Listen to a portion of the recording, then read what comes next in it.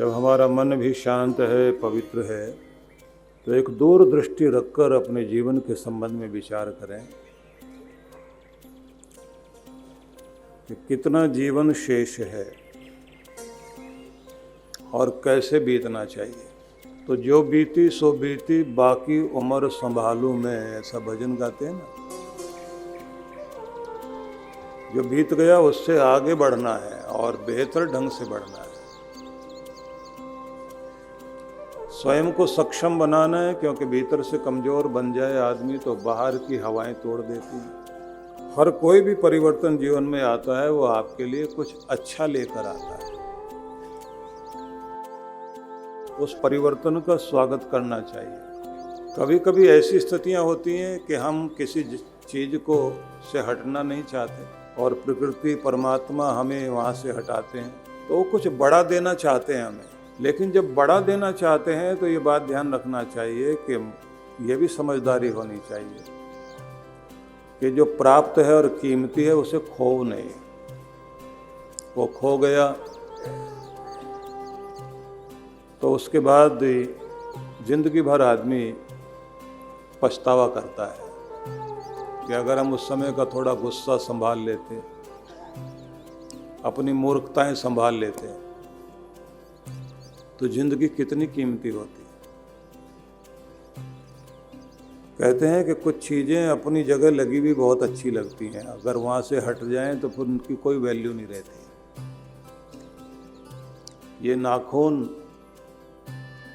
ये दांत, ये बाल, व्यक्ति की पद, कोई ऊंचा पद जहाँ बैठा हुआ आदमी, जब खो जाए रिश्ते, वक्त हो जाने पर इनका की वैल्यू समझ में आती है। लेकिन ये बात ध्यान रख लीजिए, बाल कट के नीचे गिर जाए तो आप संभाल के रखते हो क्या उनको? नाखून काट के आप नीचे गिरा दें, संभाल के रखते हो? रिजर्व बैंक में जमा करते हो? दांत टूट जाए आदमी का, आप संभाल के ड्राइंग रूम में लगाते हैं, ये मेरा दांत था। जब अपनी जगह लगा हुआ है तो वो आपकी मुस्कान के साथ शोभा बना हुआ है। बाल सिर पर लगे हुए हैं तो वहाँ वो शोभा बने हुए हैं, कट गए तो फिर उनकी कोई शोभा नहीं। नाखून कट गए तो कोई शोभा नहीं।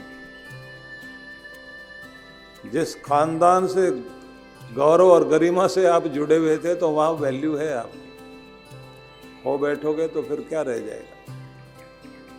जिस मर्यादा में आप जीवन जी सकते हैं उस मर्यादा को छोड़ना नहीं चाहिए। गुस्सा सबको आता है, गुस्सा संभालना सीखिए। अपनी कीमती चीज को खोइए नहीं। हो बैठोगे जिंदगी हिल जाएगी आप। लेकिन जब भगवान कुछ अच्छे परिवर्तन देते हैं, उन परिवर्तनों से लाभ लेना चाहिए, लेकिन कीमती को संभाल कर तब तरक्की करें। बहुत बार हम सोचते हैं कि हमें समझ में नहीं आता करना क्या है, दूसरों से राय लें तो राय देने वाले भी अच्छे आदमी नहीं होते। शांत रखकर अपने मस्तिष्क को भगवान से जोड़ के, उसकी प्रार्थना से जुड़ के बैठिए।